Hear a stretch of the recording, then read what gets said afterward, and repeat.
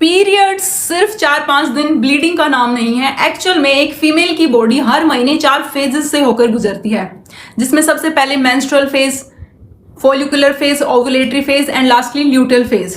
ये चारों फेजेस एक फीमेल की बॉडी में हर महीने आते हैं और इन फेजेस के अकॉर्डिंग एक फीमेल की बॉडी के अंदर चेंजेस होते हैं। हर फेज के अंदर अलग चेंजेस होते हैं उसकी बॉडी के अंदर और उसके मूड के अंदर। तो उस समय हम अपने माइंड और बॉडी को हेल्दी रखने के लिए, फिट रखने के लिए, काम रखने के लिए कि क्या हमें करना चाहिए, क्या नहीं करना चाहिए, चलिए आज बात करते हैं। So yes, welcome to menstrual phase of our body.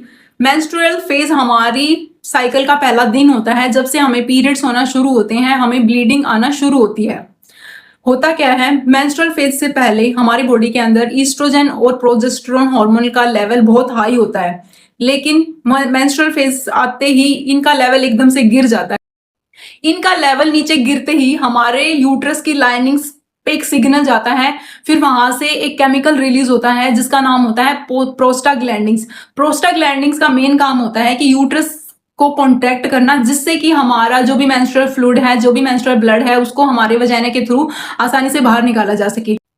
Menstrual phase का हमारे मूड्स के ऊपर क्या असर पड़ता है? मेंस्ट्रुअल फेज से पहले जो हमारे हार्मोन ईस्ट्रोजन और प्रोजेस्टेरोन का लेवल एकदम से नीचे गिरा था, जिसकी वजह से हमारी बॉडी के एनर्जी लेवल्स कम हो जाते हैं और हमारी बॉडी की इम्यूनिटी वीक हो जाती है, जिसका सीधा सीधा असर हमारे मूड्स के ऊपर पड़ता है। हमें इंट्रोवर्ट फील होता है, किसी से बात करने का मन नहीं करता, थका थका फील होता है और छोटी छोटी सी बातें हमें इरिटेट करती हैं। मेंस्ट्रुअल फेज के समय हमें क्या करना चाहिए? मेंस्ट्रुअल फेज हमारी बॉडी के लिए रेस्ट और रिकवरी का टाइम होता है, इसीलिए हमें हैवी वर्कआउट्स को बिल्कुल अवॉइड करना चाहिए। इसके बजाय हमें gentle stretching exercises, light yoga, walking और मेडिटेशन पे हमें फोकस करना चाहिए।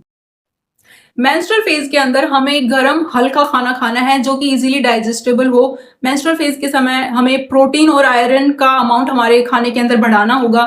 हमारा मेन गोल होना चाहिए कि हमारी बॉडी गर्म रहे, अंदर से भी और बाहर से भी। अंदर से कैसे गर्म रहे? हमें ऐसी चीजें खानी है जो कि जिनकी तासीर गर्म हो, जो कि हमें अंदर से गर्माहट पैदा करे, जैसे कि जीरा वाटर, हॉट जीरा वाटर, हॉट जिंजर वाटर, अजवाइन वाटर। ये सारी चीजें हमें पीनी है हमें मेंस्ट्रुअल फेज के दौरान। और हमें बाहर से कैसे हमें अपनी बॉडी को गर्म रख सकते हैं?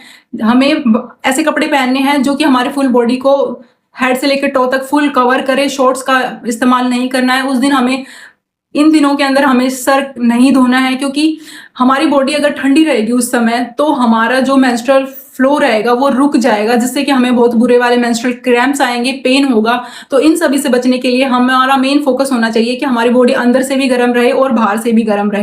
मेंस्ट्रुअल क्रैम्प से बचना है तो आपको डार्क चॉकलेट्स खानी चाहिए, क्योंकि उसके अंदर मैग्नीशियम होता है जो कि हमें मेंस्ट्रुअल क्रैम्प से बचाने में बहुत ज्यादा हेल्पफुल होता है।